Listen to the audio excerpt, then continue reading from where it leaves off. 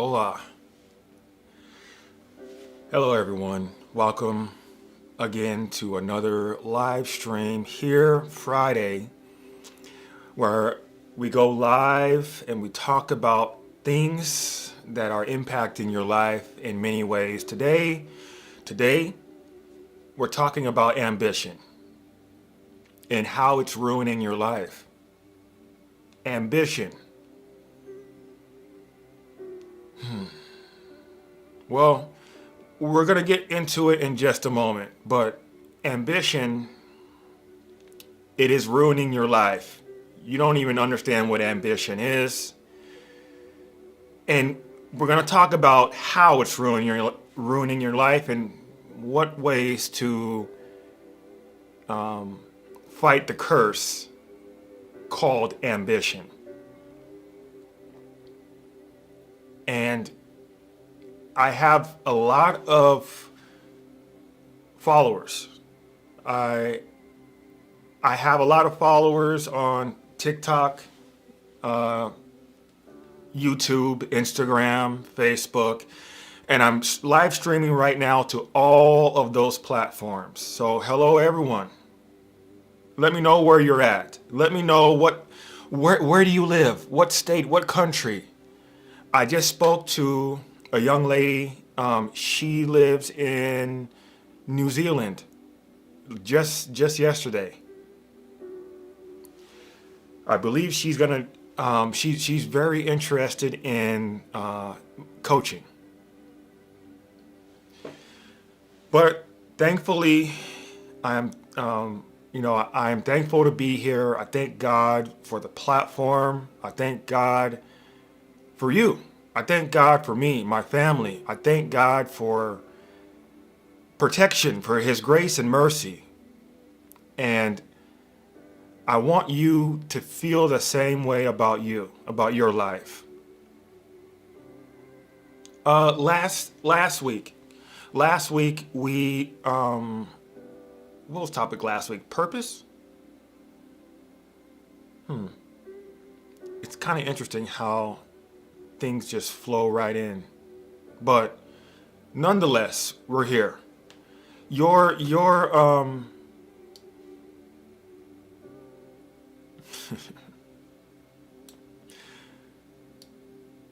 Oh, did you guys hear about Kanye West? You guys hear about Kanye West at the Grammys with his girl? It's kind of wild. I mean, I think it's really, really wild what's going on with him. Since his mom, transitioned and passed away, we all said that he hasn't been the same, but Kanye West, in my opinion, has always been a genius. Kanye West has always been a genius, but his wife, his girlfriend, or whatever she is, they have a really unique type of relationship.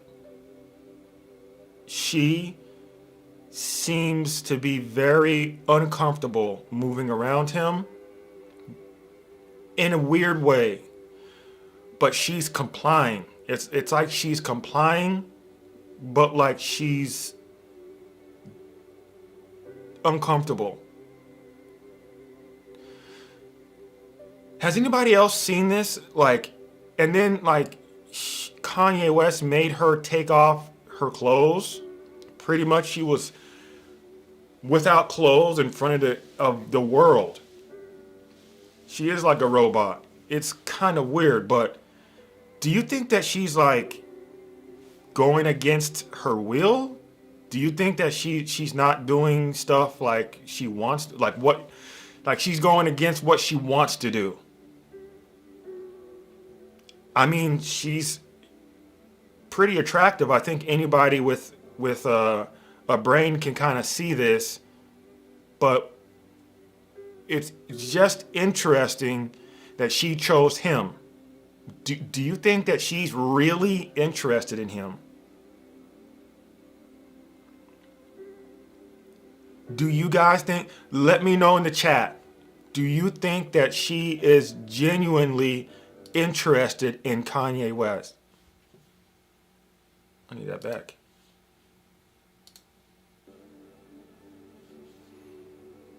Do you? I don't think so either. Why do you think she's here? Why do you think that she is with Kanye West? Why? What's the reason? Is there a real reason? I mean, do you think Kanye West is handsome? Money? I really sincerely think it's money. And hello everybody on YouTube, Instagram, Facebook, and TikTok. Hello everybody. But I want to say that it's probably a thing called ambition. Ambition impacts anyone who's willing to accept it. He all right. Yeah, he's all right. But ambition, you've been a young girl, a young boy, and you've seen people kind of get into your brain with many different tactics and say, you need to be ambitious.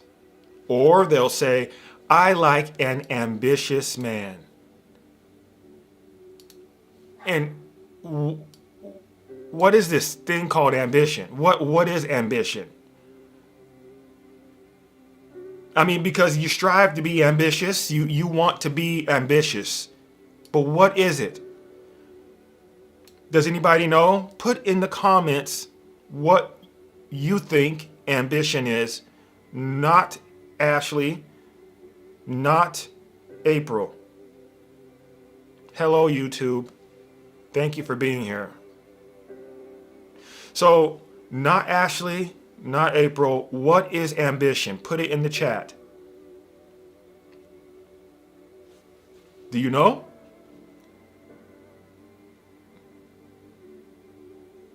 Okay. Ambition. I'll just say it. Ambition is an eager or inordinate desire for honor or preferment. Ambition is an eager desire for honor. It's an eager desire for honor. An eager desire for honor. Just think of it like that. An eager desire for honor. So when you are eagerly desiring honor, what do you think occurs? Well, a lot of things occur. You do something strange for some change. Look at Kanye West girl, whatever her name is. That's just a simple example. It's very easy to see ambition has her. And there's a demon that uses ambition and makes you feel good about being ambitious. But we're going to talk about that in just a moment. Ambition was not always around. It was not always around. Ambition,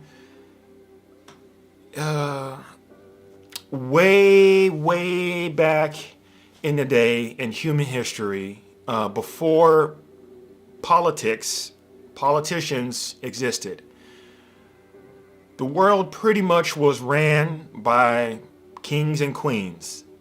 Pretty much every country had a king, to rule and answer, and they had an army, they had a finance department, a treasury, and all this good stuff.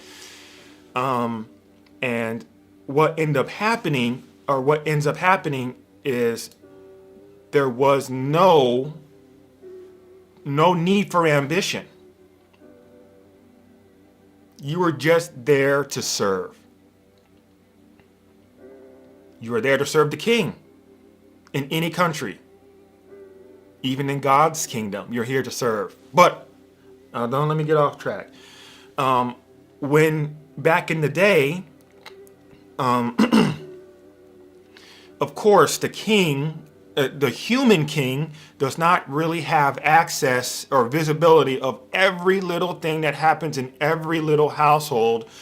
So there was gaps. There was gaps, and in particular neighborhoods, it would be common. It would be very common for a person of influence to kind of come to the surface.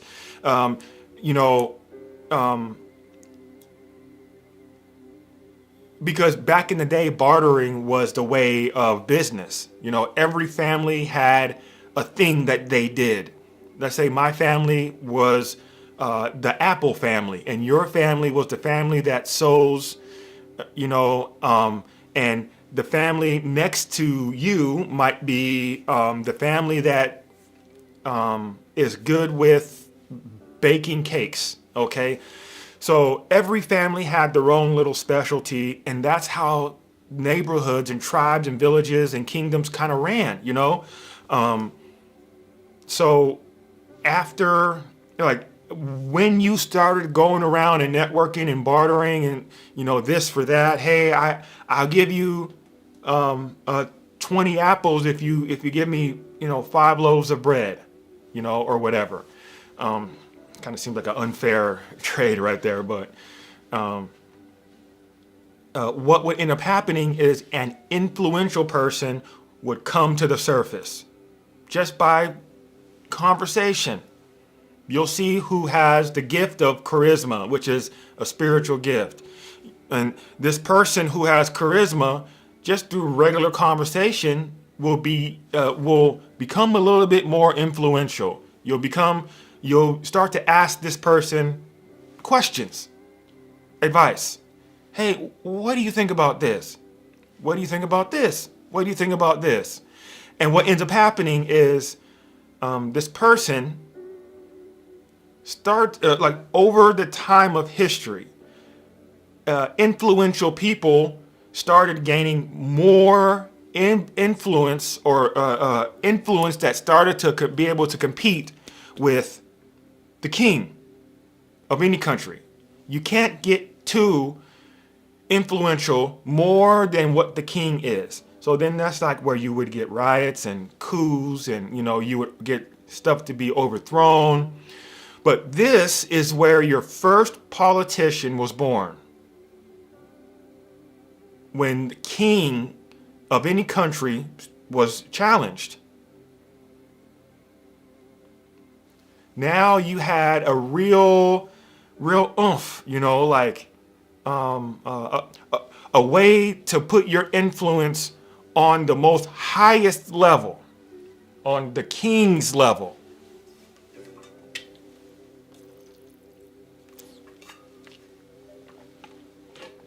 But then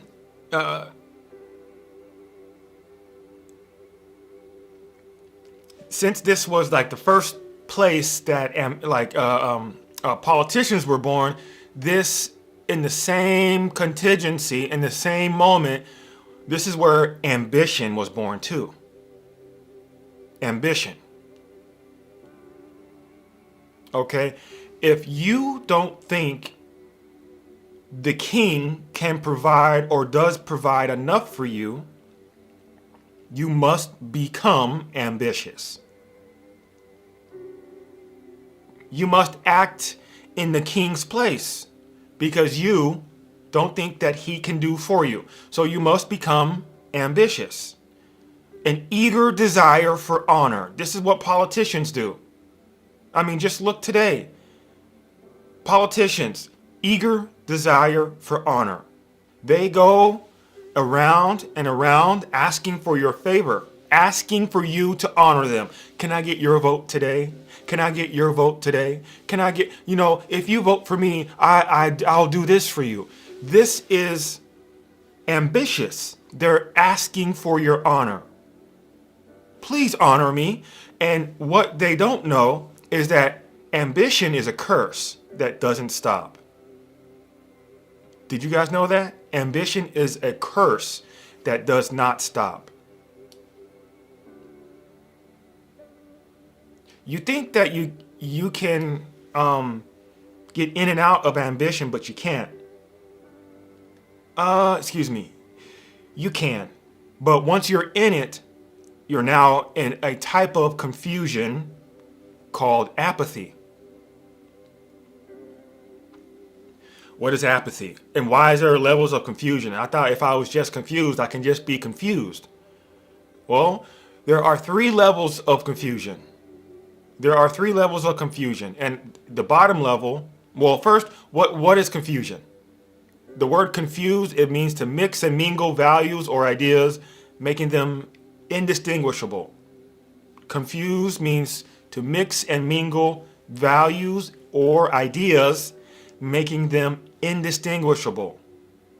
So when you are confused, you are mixing things that shouldn't be mixed.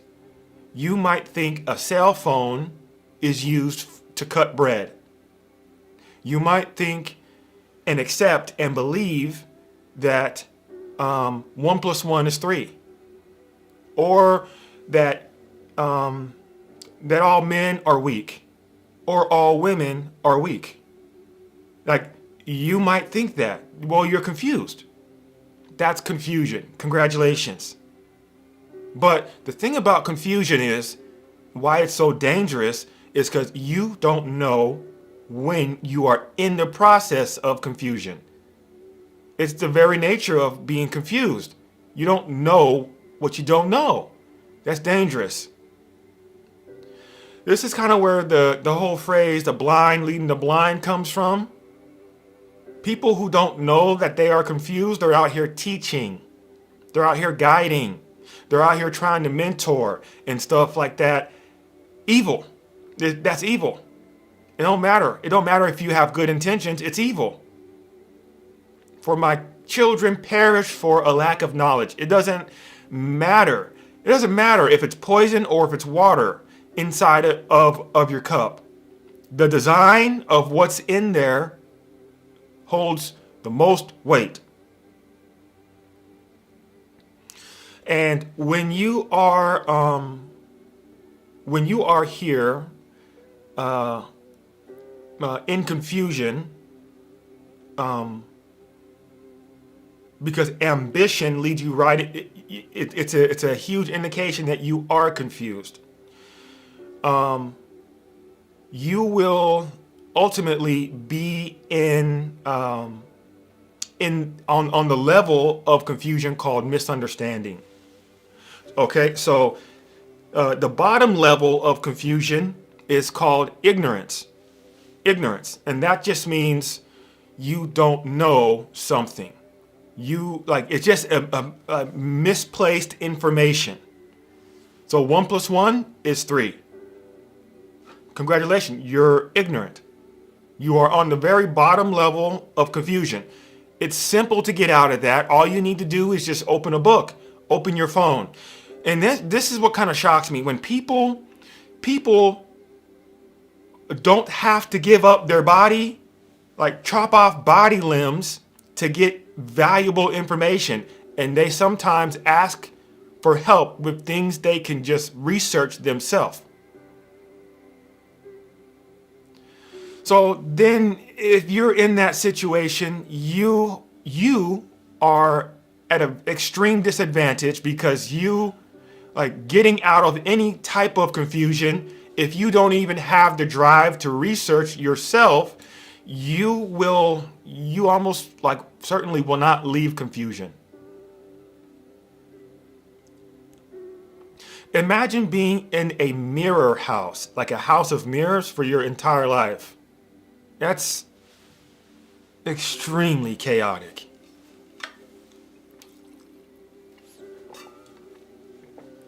But ambition for sure places you in the next level called misunderstanding. Misunderstanding is when you have misconstrued, or you are adopting a reason or how a process is supposed to operate as something else. So you're using a cell phone to cut your bread with. Okay, that's a misunderstanding. So a misunderstanding is more difficult to get out of. It's more complex to leave. Ambition, the reason why ambition is a misunderstanding and you are now introduced into the level of confusion called a misunderstanding, is because you think progress requires ambition. You have misunderstood the function of progress, of productivity, of creativity. You're misunderstanding it, and you also are misunderstanding the process and progress and the function of success. You think you need to be ambitious to be successful. You don't. It's not needed. And that's why if you are ambitious, you are stuck in the level of confusion called misunderstanding. But the highest level of confusion is called apathy. So ignorance, misunderstanding, and apathy, and everybody, well, not everybody, because there's some that I'm working with, but most of my students are clear of confusion. They are void of confusion. And don't think you just know something just because you use it with your mouth. You have to know something by looking up the definition. Definitions define. When you define something, you decode what a piece of existence is. So I'm wearing a hat. How do you know I'm wearing a hat? Well, your eyes are decoding it. But how do you know it's a hat? It could be a dog. It could be a house. It could be a car on top of my head. Well, there's words and there's dictionaries, and these things define and they decode. So you create patterns. You create patterns into different parts of existence. If you don't know the definition, you're going off of only assumptions. So, ambition. Ambition impacts men and women very differently. Very differently. It impacts men and women very, very differently. And the thing here is, when you are,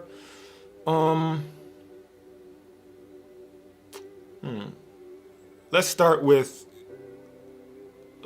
the women first. Let's start with the women first.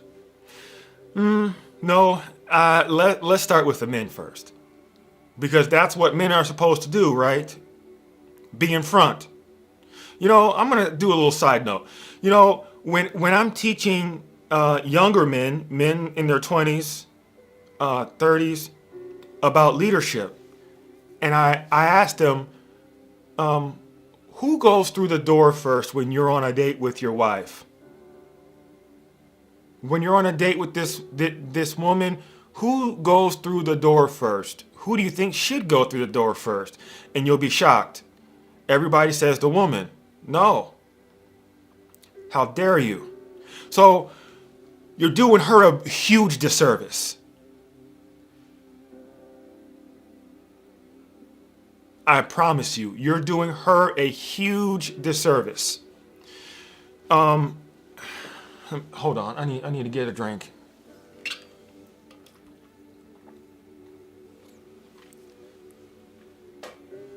So when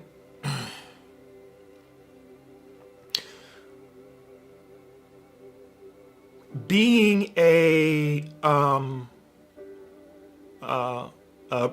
chivalrous, chivalry, being romantic. Romance, number one, is not a custom that I adopt. Why? Because I'm not Roman. I'm not Roman. I have no Roman blood in me. I'm not adopting that. I'm not romantic. If you want to do it, you do it.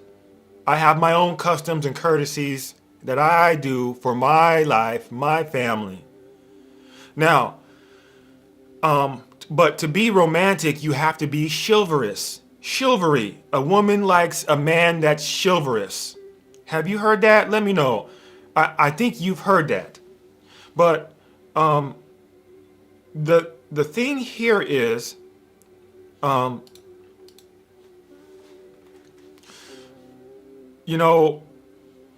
chivalry is for a knight in shining armor. Okay? Chivalry only exists because of back in the medieval days, women were at an extreme disadvantage. Okay? Extreme. You think women now are at a disadvantage? You have no clue. You have no clue. Women back then had no rights. They had no say at all. Their health care for women back in the day, have you ever even thought about that? They're living in castles with, no. Couldn't do it. But, so women were considered damsels. Okay, a damsel in distress needed a knight in shining armor. And the knight in shining armor, when he would go risk his life to save her from wherever she's at. Like, was it Rumpelstiltskin or something like that, where the girl has a long hair and the dude goes up and climbs and, saves her? The knight in shining armor. The man is supposed to be saving her. So this is kind of symbolic to a man opening a door for a woman. When you're going into a date as a man, you are supposed to be mimicking a battlefield. A battlefield. Now, I know there's no real threat, but when you let your woman go through the door first, you are granting her authority to make decisions for the family. And what usually happens, for real, what usually happens, the woman goes through the door first, she gets to the host, and the host says, how many tables? And she speaks for the family. I thought you were the head of the household. You guys might think I'm crazy, but letting your woman do this erodes confidence in you as the man. If you are the man, you need to walk through the door first. She has arms. Trust me, she can open the door and make sure she gets through the door as well. Like, don't let the door slam in her face, okay? Golly. But what you need to do is walk through the door first, and this sets the precedence. Okay? This sets the precedence. When other families, other people in the restaurant are looking, they say, oh, this person is leading the family. They know now. And you let any other possible man that wants to talk to your wife or your husband or your wife or your girlfriend, you let them know without saying any words, don't even try it. She's mine. You let them know. And when she's going through the restaurant, she's doing something that she doesn't even understand she's doing. She's following you. It just happens. But when you let her go into battle first, you're throwing her into the like the wolves den first. It's weird. Don't let her do that. You are supposed to go first. Now anyway, sorry. And when men do this, When men do this, they want to show other people how much of a gentleman that they are by holding open the door. What do you have to prove to other people? You're there for a bonding moment between you and your woman. You go through the door first. It's so simple. It's so simple. Try it and look how your woman responds. It's like a puppy following the mom. It's like, they just will follow you. And even in the conversation, she'll be waiting on you to talk. It's so simple. It's to me, it's so simple. Anyway, so ambition. We're going to talk about how it impacts men first. Ambition ruins good men. Remember the definition of ambition. An eager desire for honor. An eager desire for honor. An ambitious man is a man with no backbone. Like a politician. Politicians don't have backbones. Just look at what's happening. Other countries are buying our politicians out right now. With all these crazy things that are going on in the world, you can see it for yourself. Ambition ruins good men. Ambition takes men out of their purpose. Ambition does not allow the man, the head of the house, to have a purpose for the family, making their family uncertain of what is going to happen next. Ambition, eager desire for honor. So you just want to get money. You want to get money. That does not satisfy the woman at all. Just because you want to get money, that doesn't satisfy the woman at all. Your wife? No. Your wife needs to see your vision, your plan. This is why a lot of women don't have faith in the men who are leading with ambition. Because ambition has no foundation. It's just pure energy.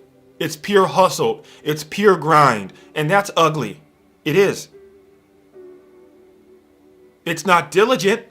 Why? Because you can be, as a man, you can make $50,000 flipping hamburgers at McDonald's. And you'll be miserable. And your wife will know, or your girlfriend will know, that's just a job. That's not even your career. That's just a job. What are you going to do for real in life? Yeah, they'll appreciate the money, but they know you can get fired. There's no purpose.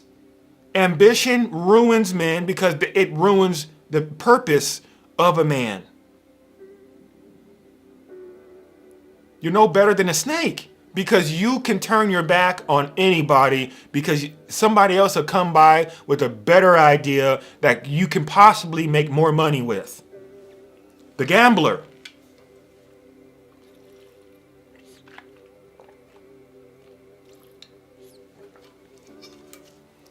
And an ambitious man oftentimes will wait. Will wait for things to come to him instead of him networking. He thinks that God is a genie and that his level of confusion is evil. A man who is ambitious, and remember, most evil ways are non-violent. Let that sink in. Most evil ways are non-violent.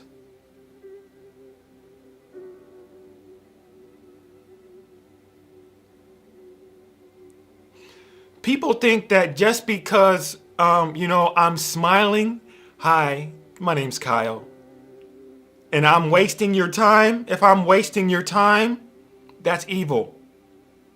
That's a sin. That's evil. If I'm gossiping, gossip is not violent, but that's evil. It's a sin. Now, yes, if I steal from you, that's a sin too. If I hit you, that's violent. That's a sin. If I, take your life, that's a sin too, of course. But like most non-violent things are actually evil. Sloth, being slothful, that's evil. Being greedy, greed is non-violent, but it's evil.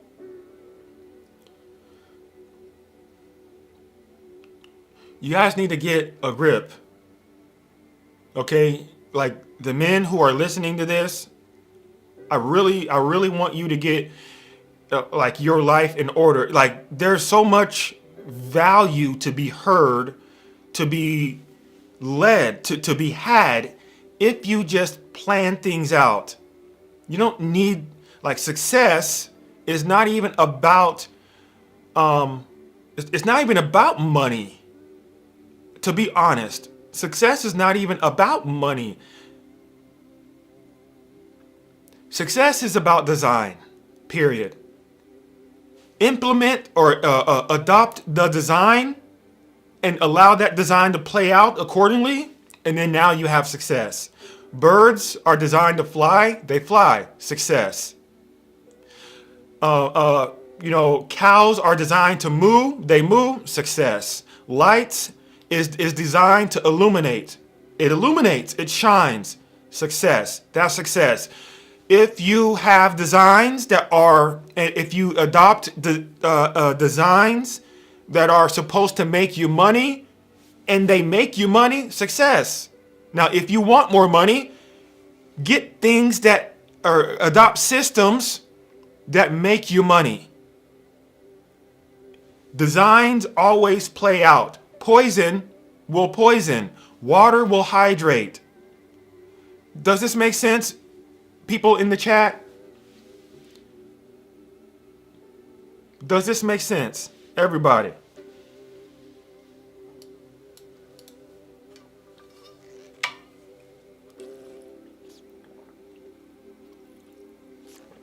Thank you. I'm glad I'm making sense to somebody. Okay, so why is an ambitious man evil?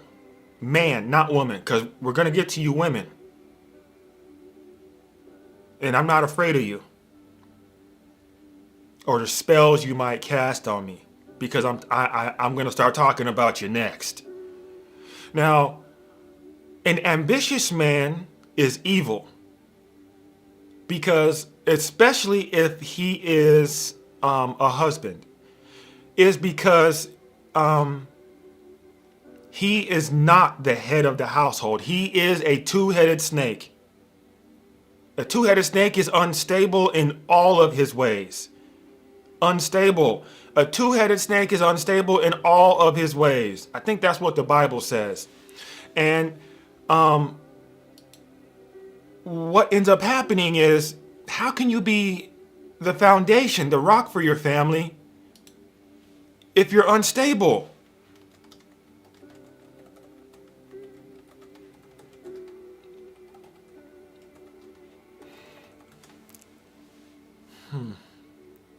Yes, in Revelations 9 and 19. For their power is in their mouth and in their tails. For their tails were like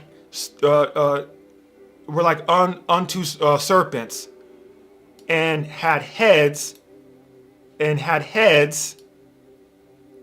with them they do hurt.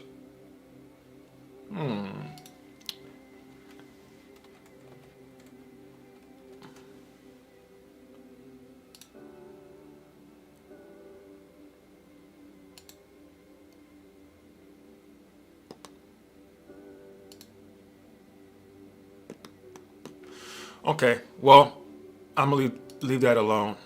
But I thought I saw it somewhere. Anyway, Um,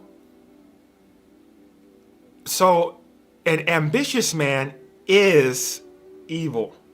He's evil. He gives no direction to his family. He only receives direction from people. And you as a man, you as the head of the house, you are designed to take information called intuition from God and then distribute that to your family. That's why you're here. That's why you're here.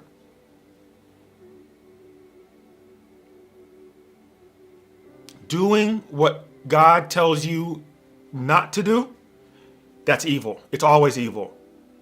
If God says, wake up early, and you don't, congratulations, you're evil. Oh, well, it's just a little nap. If God told you to wake up early and you did not, that's evil. Evil. You can't get around it. Now,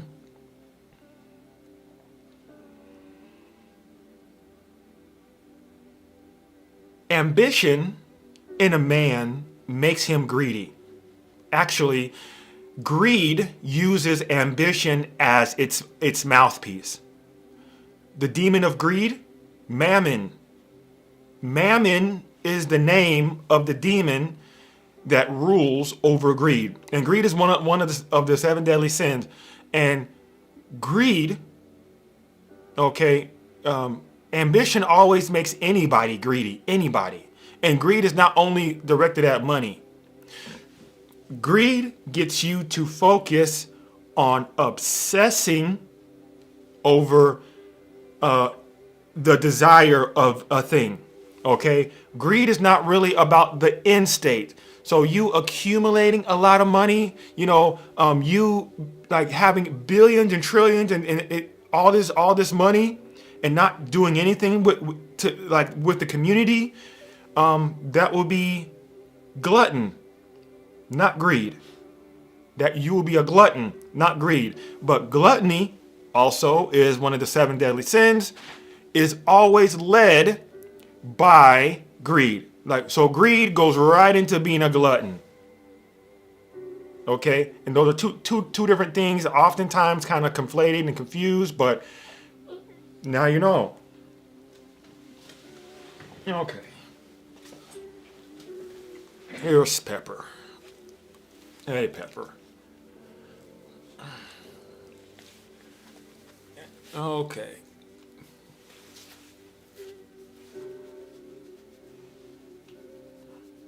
I'll give Pepper some love. Yeah. Okay. Okay, Pepper. I'll be upstairs soon, okay? I know.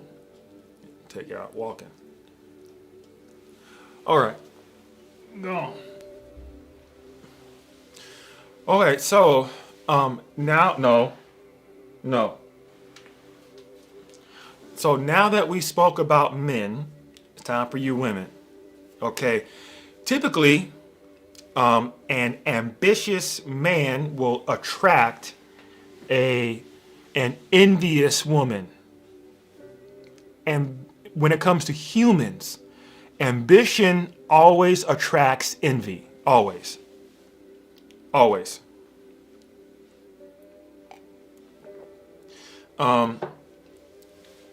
Because, excuse me, I gotta sneeze. Thank you, excuse me. So, ambition always attracts an envious woman because she is able to use him and his lack of backbone, his lack of purpose, but he has a lot of drive. He will go get anything. He's a hustler. And she will use him and his ambition for her doing, for what she wants, for her purpose. So yes, this is another way how ambition ruins a man. But an envious woman, a woman who is possessed with the demon of Leviathan. Leviathan is a demon that who rules over the deadly sin of pride and also envy. So Leviathan, when this woman is possessed with envy, she also is possessed with pride. Very argumentative, very hard to talk to, combative. Cannot be corrected, this woman. Don't tell me what to do, but you tell everybody what to do, huh?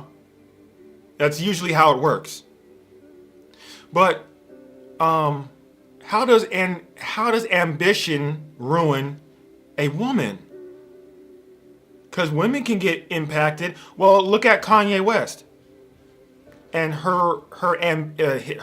his ambitious woman.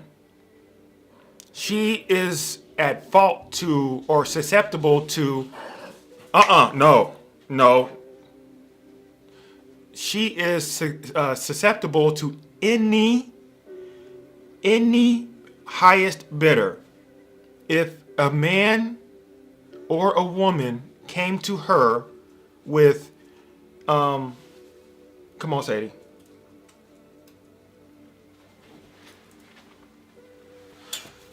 So, I gave Pepper some love, and now I got to give Sadie some love. That's how it works. Yeah, smell that coffee? And now Pepper is trying to get down on my lap. See? You heard her. She gets jealous. No, Pepper. All right. All right.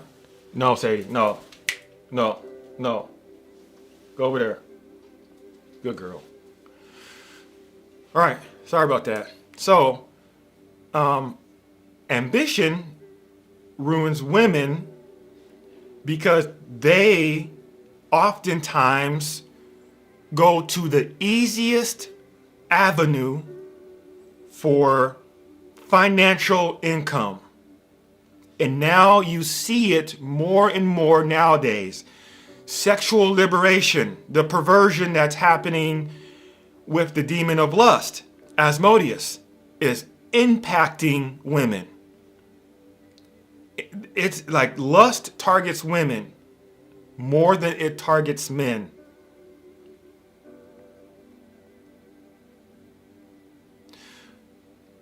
Think about online.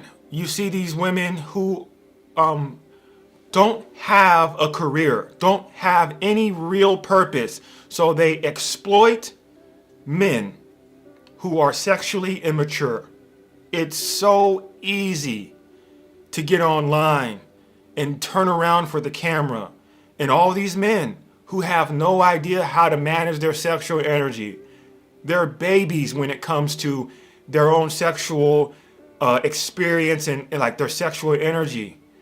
You manipulate them because you know it can get you views. You know that it can get you paid. Subscriptions and all this good stuff. Look, I talk about very, very real things, but I don't use my sexual energy in order to get online to like live stream. I have almost 1 million followers on TikTok. I only have 7 people watching right now. I have 3 people on YouTube. I don't have anybody. I don't think I have anybody on Instagram. No, I don't have anybody on my Facebook page. But like that should be a testimony. Like if you're here, you're supposed to be here. I don't use my sexual energy in order to get views. I could. I know how I look. I know how my body looks. I go to the gym. Hello, KC. Now, I want you guys to know, and thank you guys for the love. I really appreciate everybody. that ambition impacts women through the demon of lust. Okay? And ambition impacts men through the demon of greed called mammon.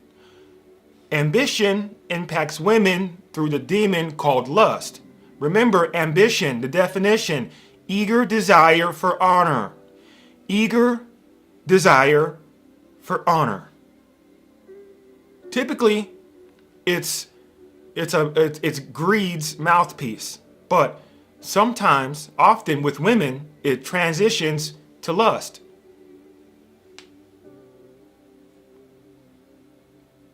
And I want you to know, okay, that there's some confusion when it comes to what lust is and what your sexual energy is. Your sexuality, your libido, your sexual urge. And I've written an entire chapter, and every one of my students knows this already.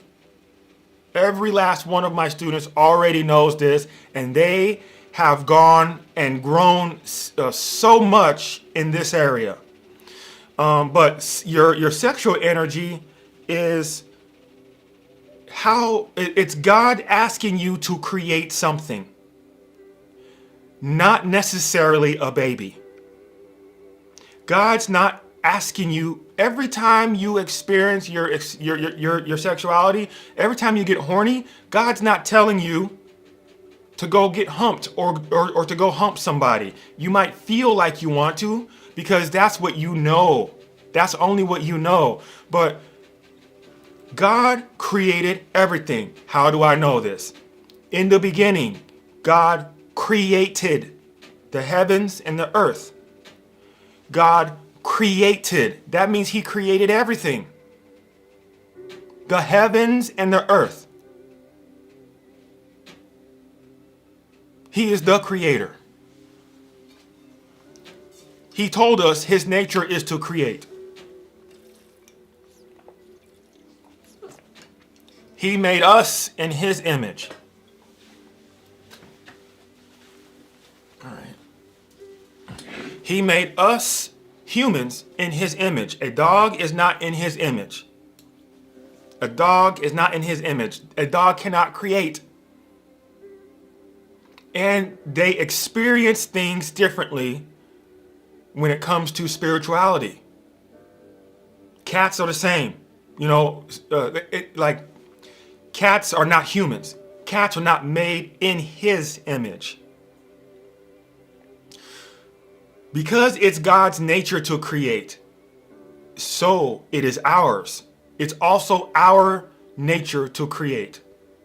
We are made in his image. God did not say, let me create dogs in my image or in our image. Now,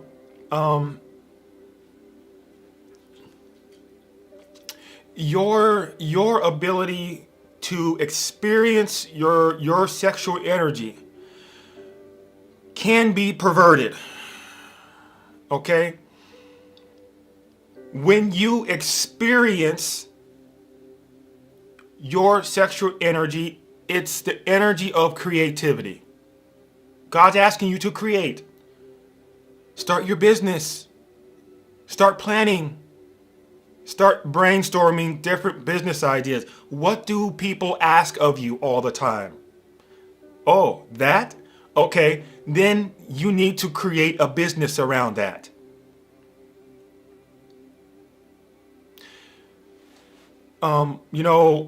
If you are in your and so many people are asking about how do I get directed? Like what do I do next? The nature of creativity is chaos. It's chaotic. You have to experiment. You will fail. You will fail. And failing, when you fail, do not condemn yourself. When you condemn yourself in failure, you stop growth. So what? You failed. You're alive. Show me a perfect person, and I will give you $1 million. Besides Jesus.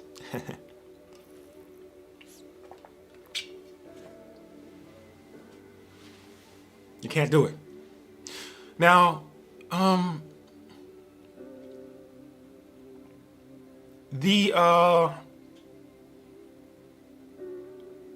when you are lustful, okay, lust, the demon of lust called Asmodeus. Asmodeus, I call the demon of distraction. But lust, it's just here to distract you in order to get something out of you. That's what lust is. How can I distract you in the most simple way to get something out of you? The most easiest way, simple way, is through your sexual energy. Why? Because it's been so shunned. You've not been taught about it. You don't understand how to use it, when to use it. You don't understand that you can use that to propel your business. I do it. You should do it. My students are doing it. They are doing it. People who are married, who are in my coaching programs, I'm teaching them to use their sexual energy so that their marriage grows that much stronger, and it works. It works. But you've been taught, if you feel this way, it's lust. How do you know the word if you don't know the word? How do you know the word if you don't know the word? You're just going off of assumptions. You don't even know what you're talking about. But it don't matter. Just because you've said it 1,000 times in your life, you think that you know it. But you don't. So, ambition in women is in the form of lust. Ambition in men is in the form of greed.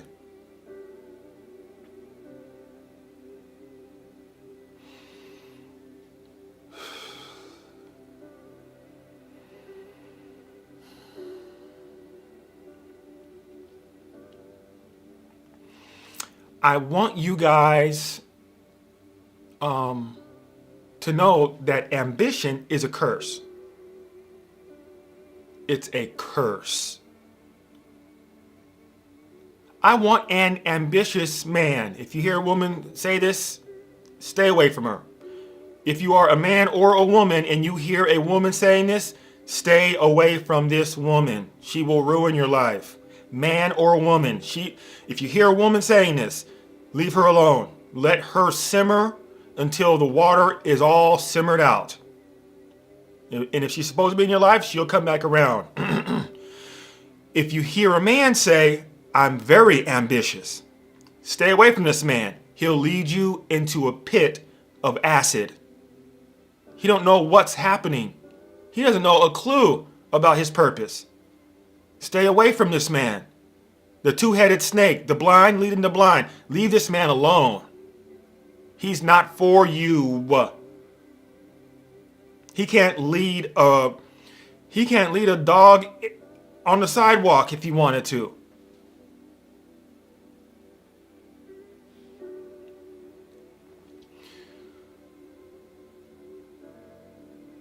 Ambition tricks people into thinking that they need to hustle. Hustle, let's grind. Let's do something with extreme effort. Extreme effort. And guess what happens?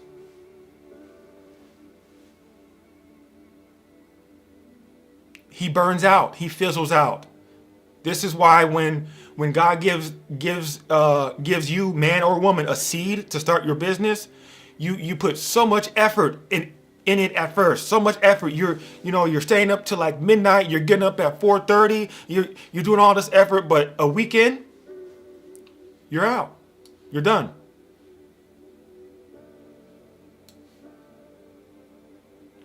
You don't know what to do.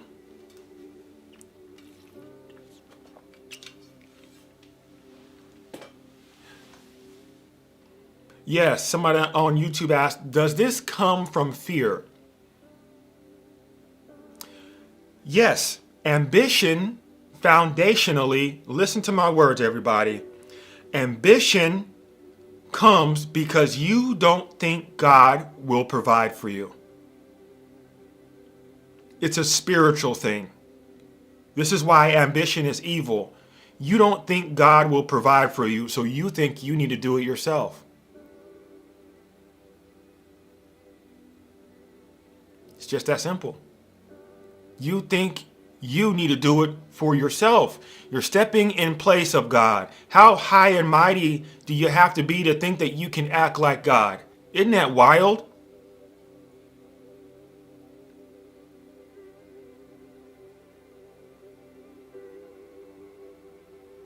You need to,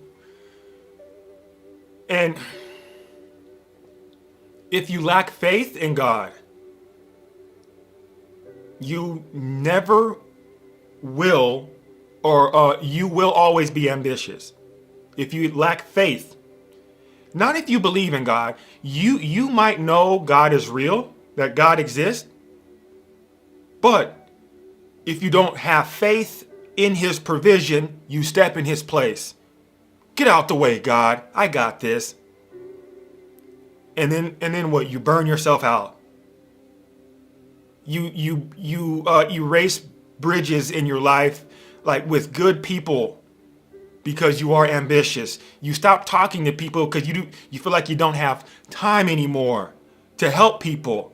It's all about me. It's about me. Ambition makes people self-centered. Oops, did I say that? Ambition, it makes people self-centered. And people in my who are my students know how to serve. The Bible says, the greatest among you will be a servant. The greatest among you will be a servant. The people who are my students learn that very quickly, that you must serve. You must, in order to be great, in order for you to please God. And guess what? You don't serve God. You don't need to serve God. God doesn't need you to. You please God. You are here to please God, not serve him. You only serve things that are in need, not things, you only serve things that are in need of something. God does not need you. God will create more of you if he wants.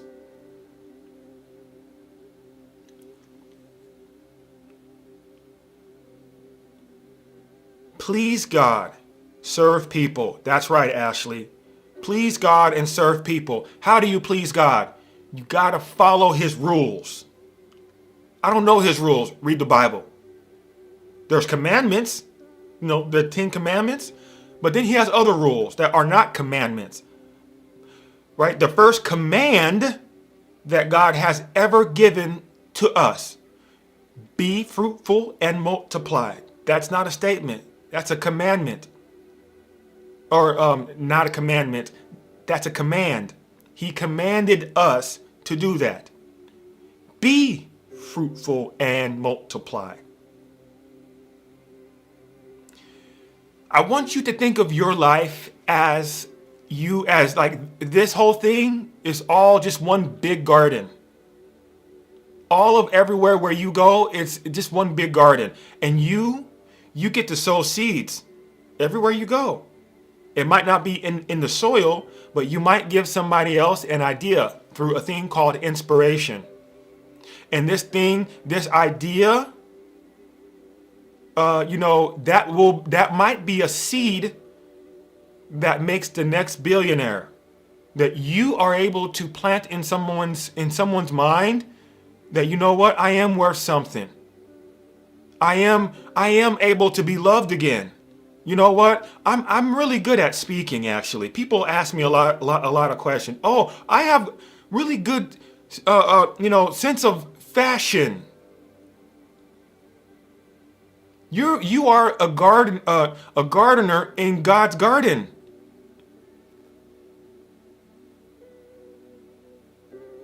This is God's garden, not yours. Too many people say this is like my stuff, my platform. You know what? Every time I get on live, every time I post something online, every time I'm planning something, every time I'm having a content meeting just before it, you know what I do? I thank God. Thank you, God. Thank you, God. God, I just want to thank you. God, I just want to thank you for this. I want to thank you for my platform. I want to thank you for this. I thank God. Why? Because I'm only a simple grain of sand on one beach. There's so many beaches. There's so many grains of sand out there. God cared so much about me to make me. Not only that, He keeps coming back for me. Do you know what the word life means? Like, if you are a logical person, this is something that you might need to hear.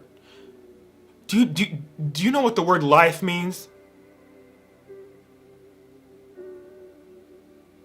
Life, it means spiritual existence imparted by God.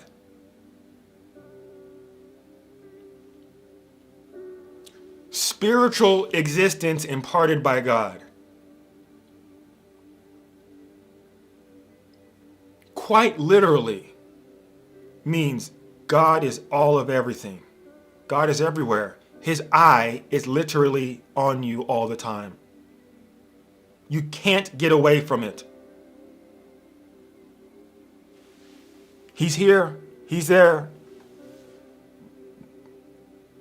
He doesn't need you, but He created you for a purpose. And if you are ambitious, you're stealing God's purpose for your life. You're stealing God's purpose because you think God can't provide for you. Let me do it, God. That's what ambition does. It's evil. I think somebody else, one of God's closest angels, got thrown out of heaven and slammed down into the mountains of Sinjar in northern Iraq. The devil. Now, he thought he could do God's job. He became jealous. He thought everybody should reverence him instead of God, because he thought he could do better than God. Ambition does that for us. Do you know how immensely dangerous this is? All things that have life exist. All things that exist have life. That's how immense God is. You're not really understanding the power of this. All things that exist have life. Period. This hat, that's on my head, it has life. If you get a microscope and zoom in, you'll see it teeming with life. It might not be conscious, but it has life. Life comes in many different forms. When you learn to understand the immense evil that ambition is for you as a man and as a woman, and what it does for your life, it ruins families. It manipulates women in order for them to use the man who has no backbone because he might be ambitious. It might use the woman and make her, turn around and shake her her butt online. And you know, I've been wanting to make a post about this. That's a hypocrite. What is hypocrisy? Does anybody know what a hypocrite is?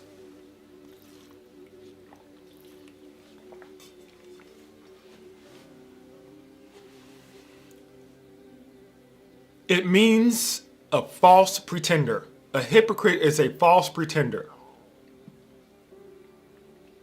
Okay? A hypocrite is a false pretender.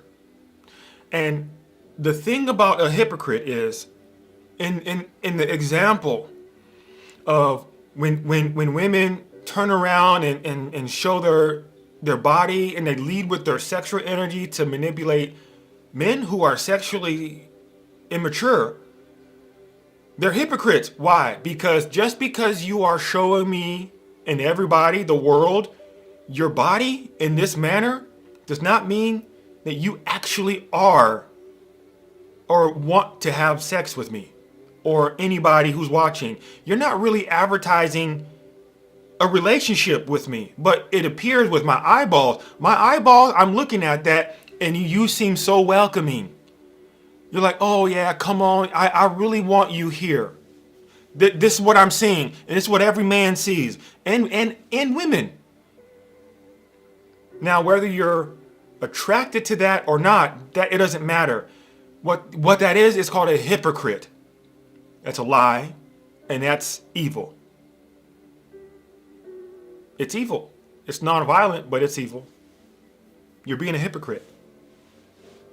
Anyway, how to win against ambition.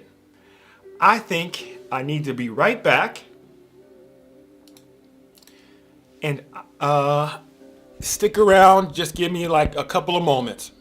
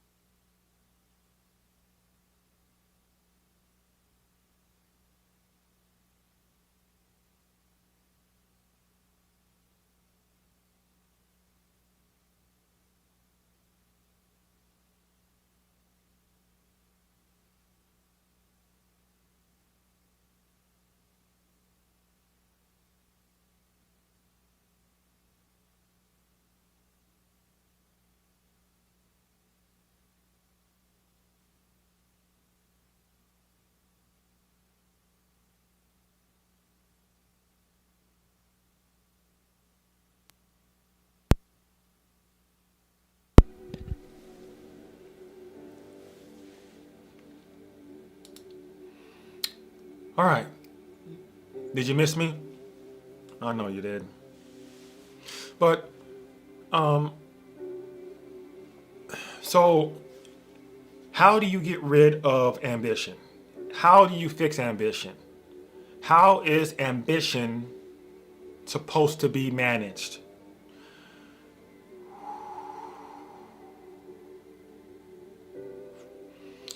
You need purpose. You need to be in your purpose. You need to be on purpose. And last week, I did a live stream, and it was on purpose. The topic was purpose. If you are not in your purpose, you innately feel that God is not doing what he's supposed to do. This is how many people feel if they are not in their purpose. They think God's not doing what he's supposed to do. I'm praying, I'm doing all of these things, but I'm miserable. I don't like my life right now. Purpose, purpose, purpose, purpose. You need purpose.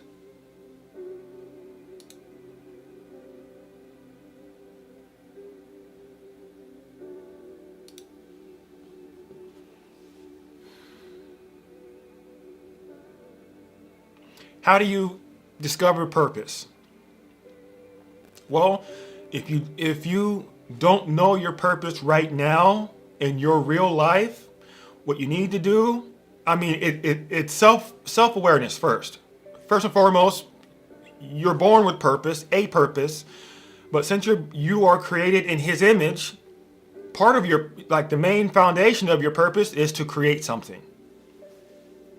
What your purpose is, I don't know.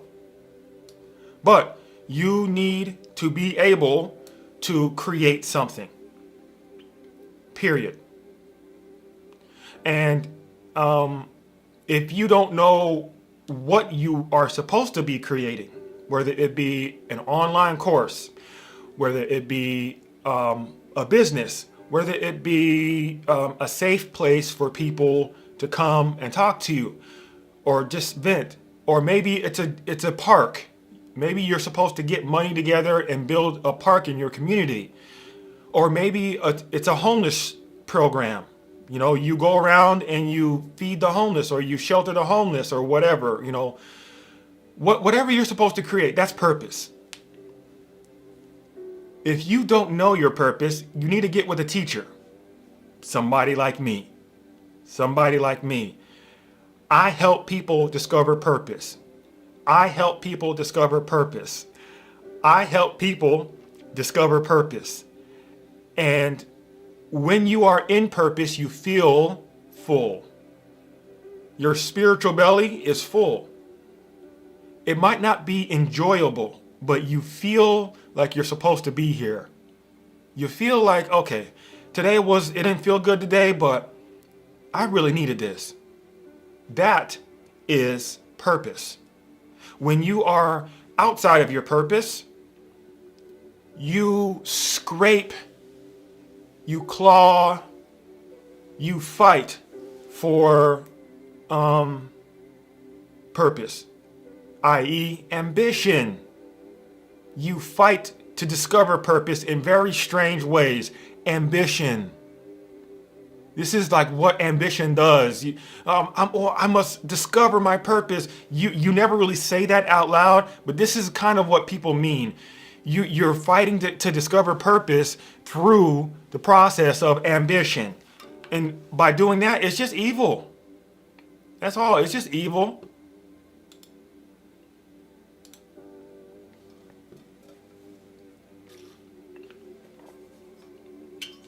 So, I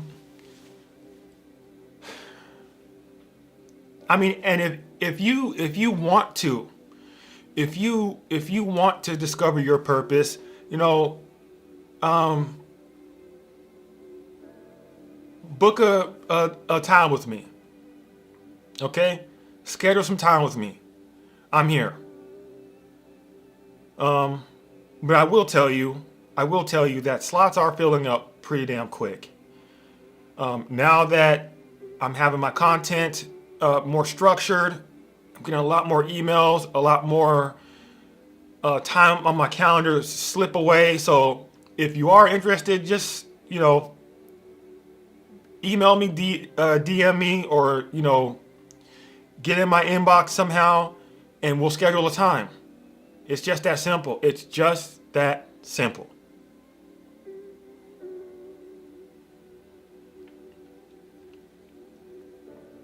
Okay?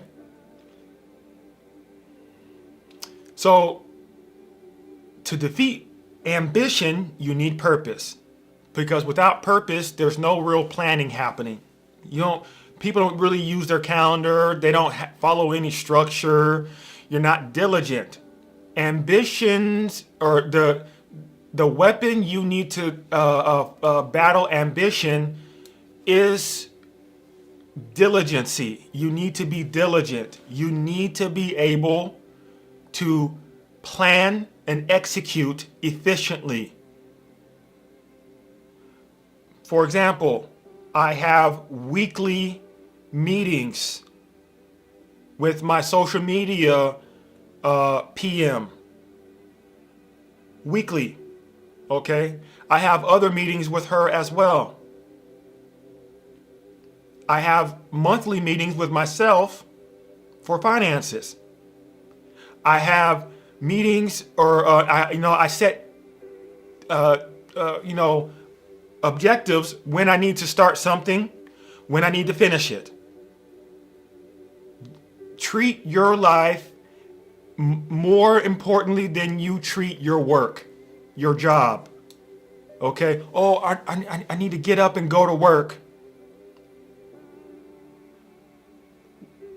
Do you ever set a day or like a time, schedule a time for family time? Do you? Let me know in the comment section. Do you have a set time in your calendar for family time? Do you? I want to know.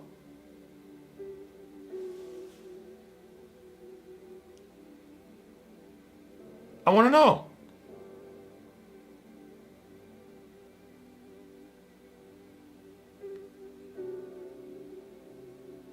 Ashley does.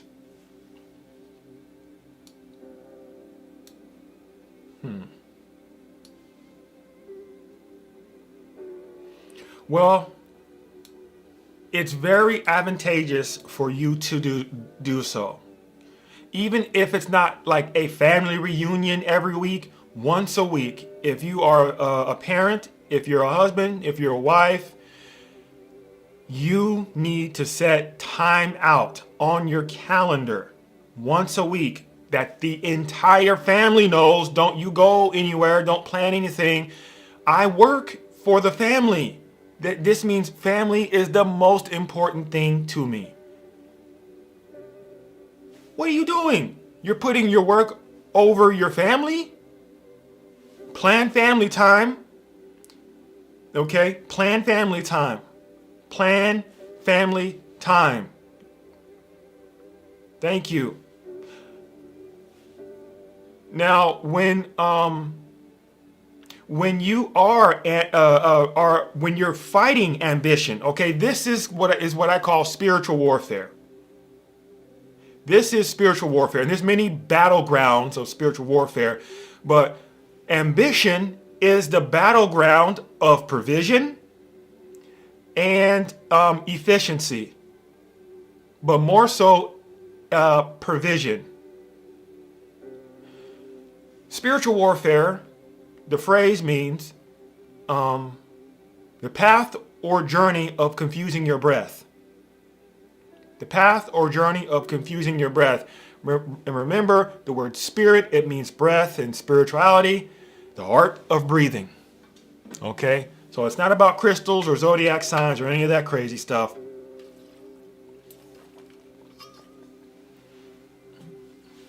When people ask me my zodiac sign, first thing I do is stop talking to them. It gets on my nerves real quick.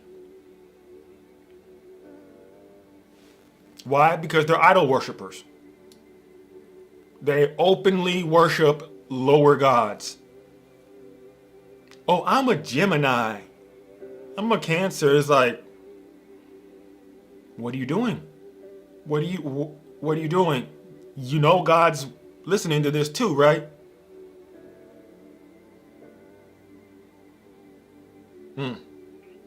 But as you are fighting the good fight against ambition, people who were using you will go away.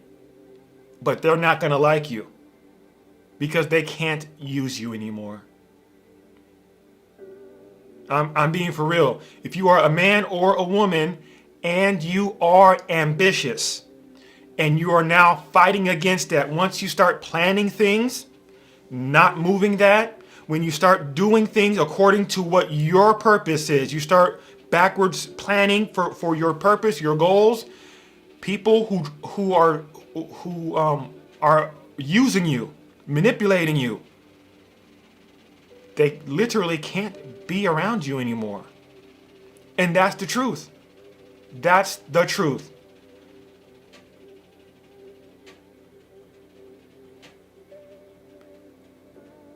And people don't really like understand that. People don't really understand that. If you are on purpose, in your purpose, because of purpose, people who are possessed with demons start to hate you. Then they end up just leaving you. That's how it's supposed to work. Demons like to be around other demons, but they can't when you are operating in God's purpose. Okay, I think I'm about talked out, but I would like to ask if anybody has any questions of me. I've written a whole chapter on ambition in my ebook. It's called A Peace Called Love. Please download it. It's one of my favorite things to have written. It's so transformational, this book, this ebook. It started a lot of what you guys see today. It took me dang near 2 years to write. But I've written an entire chapter on ambition and what it does to people. It's no joke. It's real. It's real. It's a real spiritual thing. And if you don't believe me, just look for yourself. Look at somebody who is ambitious. Their life sucks. Their life sucks. Thank you, Wanda. Thank you, everybody. But if you guys have any questions, please just ask me right now. And if you guys want to download the book, it's linked in the bio. If you don't want to download it, cool. Don't. I don't care. Either way. But that book is transformational. But if you want to go deeper, and if you want to get one-on-one coaching, I'm the person who wrote the book.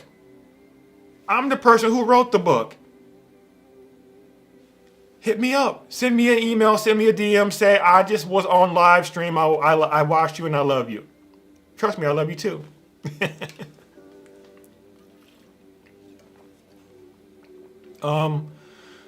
Now, the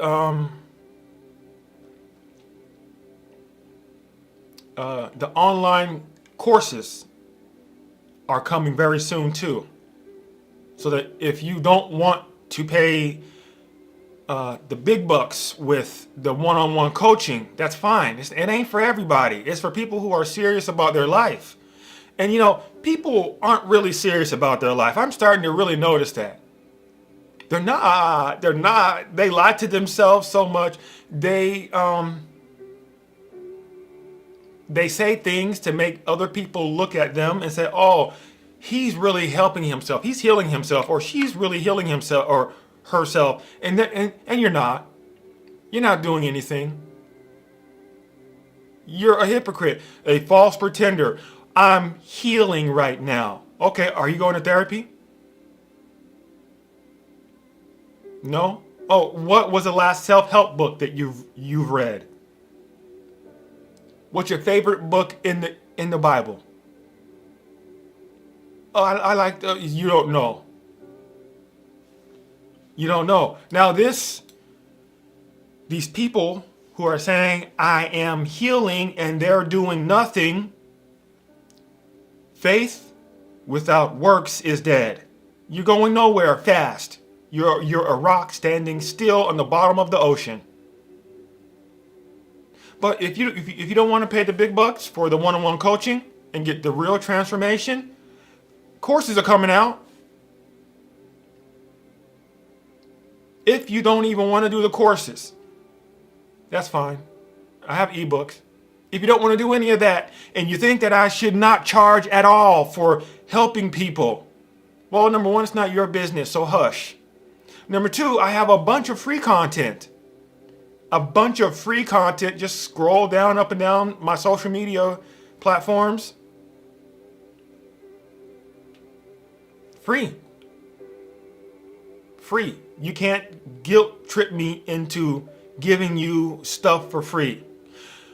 And people who are business owners have a hard time with this, because generally most people are good people. 99% of people really are good people.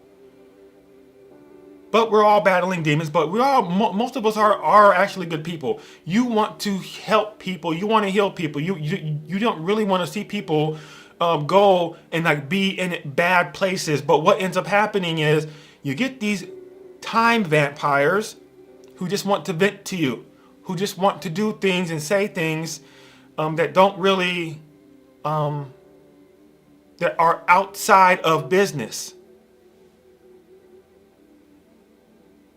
No, if you want free service, there's lots of free content.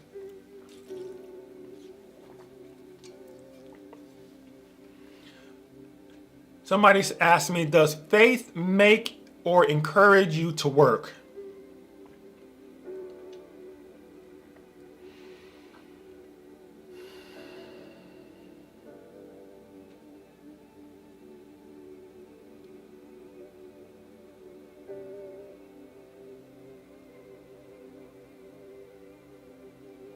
I don't think I understand the question. But faith is not encouraging at all. Faith is not in the business of movement. It's not encouraging. It's not motivating. It's not even inspiring. It doesn't care. It's not dealing with movement. You know,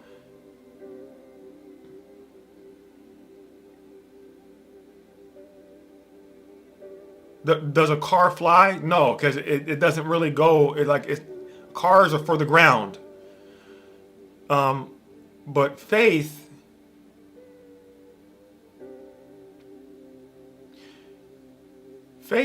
is about principle. Like, you understand God provides. And if you, let's say you have $1 in your bank account and you did not eat today, and you're hungry, but you walk around with humility. You walk around with patience. You walk around modest. Yes, sir. No, sir. Yes, ma'am. No, ma'am. Oh, let me get that door for you, ma'am. Oh, yes, sir. You can go ahead first. Knowing that you're so hungry. Faith. I know my Father, God, has my back. That's faith. I'm not going to worry about that. Does a bird worry about what it's going to eat next? Oh, okay. So faith without works is dead. Yes, because faith, if God put a seed in you to be the next, or to start a YouTube page, and to be a content creator, just for example, that's your seed. But if you just sit around and never post, there's no works. Then that means God's seed is now dead. He put a seed in you. You have to water it. Faith without works is dead.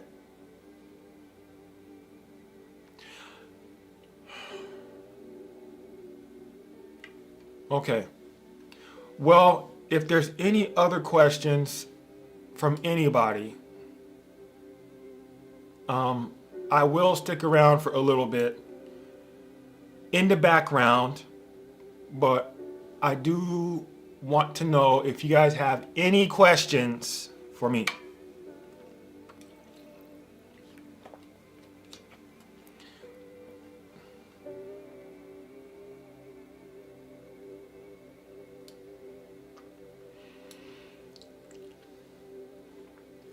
What is worry? Okay, when it comes to faith, worry destroys faith. Worry. Worry destroys faith. Worry is tied to or produces anxiety. But worry also is connected to ambition. Worry is connected to a lot of different things, but worry is intuition. Worry is intuition. Worry is not an emotion. The word emotion means social agitation. So emotions need at least one other human being. One other human being. That's what worry needs, or emotions. So when you have an emotion or an energy and you think it might be an emotion, ask yourself, is there any other human around me influencing this? Or am I thinking about another human? Am I thinking about an ex-wife or my kids or my teacher or my friends or whatever? Am I thinking of, and if the answer is yes, then guess what? What you're experiencing is an emotion. Social agitation. Social agitation. Social agitation. So when you understand that worry is intuition, spiritual perception, remember, intuition is how humans see God and also see the devil. There's demonic intuition. Worry is demonic intuition. When the devil puts an image in front of your face, in your mind, in front of your face, in your mind, of destruction, worry, or destruction, what else?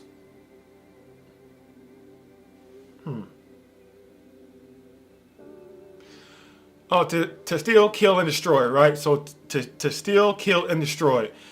That's pretty much the goal of the devil. But the devil is only here to do that only if he can. He's not here to do that if there's no money in the bank. So if the devil's doing that to you, congratulations, you're God's child. For real. So, all right. I forgot where I was going with that because I'm getting hungry and lightheaded. How do we become aware of ambition? How do you become aware of ambition? Well, whatever you are working for, remember, ambition means eager desire for honor. Eager desire for honor. Eager desire for honor. That's what the word ambition means. So when you are ambitious, let me just finish this. So when you are ambitious, you don't have goals. And a goal means the end point of a race. The end point of a race. If you want to be rich, that's not a goal, that's a dream or an aspiration. Ambition will take hold of that and use you to paint a picture so that everybody else thinks you are rich or that you're well off. So then you see ambitious people do like stupid stuff like post their doctoral degree behind them, or buy a big car, a big truck, a big rims, show how much money they have. Demonstrate how smart they are because they want you to know how great they are. Eager desire for honor. That's ambition. Okay? Remember that. So, if ambition is here, you don't have goals, but you feel like you're being productive. Ambition is basically a hobby. And like you are working in a hobby. Yes, hobbies can pay. Hobbies do pay. Your 9 to 5 job, if that's not your purpose, it's a hobby. What does hobby mean? Hobby means an action that goes nowhere. An action that goes nowhere. It comes from the activity of playing with a toy horse. And you know, like those old wooden toy horses that just kind of go round and round. Well, maybe you don't know because you're not that old, but like that's where it comes from. So worry, okay, worry is when is intuition. You worry when the devil shows you an image of destruction in your mind. Just you looking at that image that the devil is showing you, or a demon, you experience worry. Oh, I'm worried. I'm not going to have enough money for the rent. And God said, yeah, you will. And you're trying to convince God that God's wrong. So then you have to do it yourself. Get out the way, God. I got this. I'll be ambitious. If you won't do it for me, I will. I can't do that. Nah. God, you got it. Take the reins for me, God. I trust you. Yeah, I definitely trust you, God. Anyway, I think it's time for me to get a snack and get off. But I love each and every one of you. I want to talk to you guys more often. So if you haven't already, you know, send me an email or like click the link and book some time with me. You know, I want to know what your purpose is. I want to figure out your life. It's a transformational call. Your life will never be the same again. People who are in my coaching right now know that. People who've read the book know that. My ebook know that.